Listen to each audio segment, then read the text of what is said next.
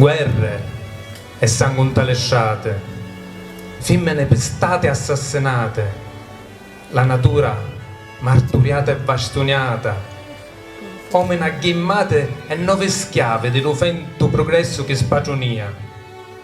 Ma come fanno i poeti a scrivere? Che ci fosse invece di vuciare e mannare in tall'aria seggi e tavoline per chi succede in talo mondo. Ide, le poete, dicono che sono benedette lo Signore e cociato fanno diventare lo fanno vita, donano parole di speranza e ciò fare amore, arrepizzano tele rallegria e cantano con l'ancele antichi versi d'armoniosa saggezza. Ma quando vero picceridde impateddote che chianciano miseria, alle volte morono con gli occhi pieni di lacrime e dolore e domandano a chi serve scrivere se dopo lo mondo non cancia mai.